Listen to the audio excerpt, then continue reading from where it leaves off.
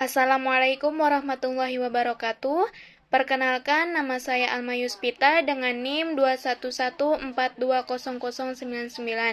Di sini saya akan mempresentasikan salah satu materi yang sudah dipelajari, yaitu tentang kertas kerja. Apa saja sih yang akan dibahas dalam kertas kerja?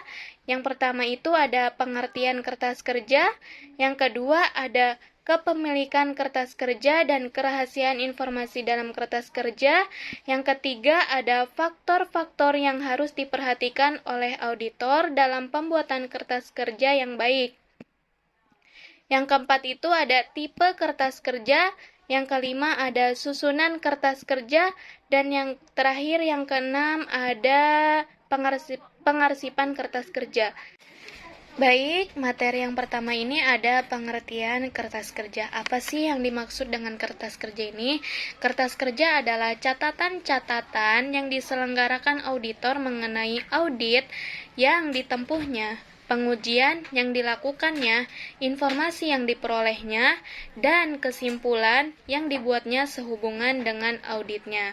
Nah, kertas kerja ini juga memiliki fungsi untuk menyediakan penunjang utama bagi laporan audit, membantu auditor dalam melaksanakan dan mensupervisi audit, dan menjadi bukti bahwa audit telah dilaksanakan sesuai dengan standar auditing. Nah, selanjutnya ada kepemilikan kertas kerja dan kerahasiaan informasi dalam kertas kerja. Kertas kerja ini adalah milik auditor. Namun, hak pemilikan auditor atas kertas kerja ini mendapat kendala dari organisasi profesi si auditor sendiri. Dalam Kode Etik Ikatan Akuntan Indonesia, dinyatakan bahwa akuntan publik tidak boleh mengungkapkan informasi rahasia yang diperolehnya selama ia melakukan tugas profesionalnya tanpa persetujuan dari kliennya. Nah, kecuali untuk hal-hal tertentu yang dinyatakan dalam aturan tersebut. Selanjutnya ada sifat kerahasiaan kertas kerja. Dalam berhubungan, sebagian besar informasi yang ada pada kertas kerja adalah rahasia, maka akuntan harus berhati-hati dalam menghadapi pihak ketiga yang berkepentingan dalam informasi tersebut.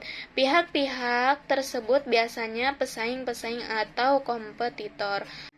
Nah, yang selanjutnya ini ada faktor-faktor yang harus diperhatikan oleh auditor dalam pembuatan kertas kerja yang baik. Apa saja sih hal yang harus diperhatikan dalam pembuatan kertas kerja yang baik ini? Yaitu lengkap, teliti, ringkas, dan jelas. Nah, lengkap ini dapat diartikan kertas kerja harus lengkap dan berisi semua informasi yang pokok dan tidak memerlukan tambahan penjelasan secara lisan. Yang kedua ada teliti, dalam arti memperhatikan ketelitiannya, penulisan, dan perhitungan sehingga kertas kerjanya bebas dari kesalahan. Yang ketiga itu ada ringkas, dalam arti kertas kerja dibatasi pada informasi yang pokok saja dan yang relevan dengan tujuan audit yang dilakukan serta disajikan secara ringkas. Harus menghindari rincian yang tidak perlu, serta merupakan ringkasan dan penafsiran data dan bukan hanya merupakan penyalinan catatan klien ke dalam kertas kerja. Yang keempat ada jelas. Penggunaan istilah yang menimbulkan arti ganda perlu dihindari. Pengujian informasi secara sistematik perlu dilakukan. Nah, dan yang terakhir ada rapi. Dalam arti kerapian ini dalam membuat kertas kerja berguna membantu auditor senior dalam mereview hasil pekerjaan stafnya, serta memudahkan auditor dalam memperoleh informasi dari kertas kerja tersebut. Nah, yang selanjutnya itu ada pembahasan tentang tipe kertas kerja. Ada beberapa tipe-tipe kertas kerja audit yang biasanya dikenal. Yang pertama itu ada program audit. Apa sih program audit ini? Program audit berfungsi menetapkan jadwal jadwal perencanaan audit, pelaksanaan audit, dan jumlah orang yang diperlukan. Yang kedua ini ada working trial balance, suatu daftar yang berisi akun buku besar akhir tahun yang telah diaudit dan tahun-tahun sebelumnya. Yang ketiga ada ringkasan journal adjustment. Auditor mungkin menjumpai kesalahan dalam catatan akuntansi dan laporan keuangan karena salah memahami dan salah interpretasi terhadap prinsip akuntansi yang berlaku umum. Kesalahan tersebut perlu dikoreksi dengan membuat jurnal penyesuaiannya. Yang keempat ada schedule utama. Schedule utama ini adalah suatu kertas kerja yang digunakan untuk mainkan informasi dalam schedule pendukung.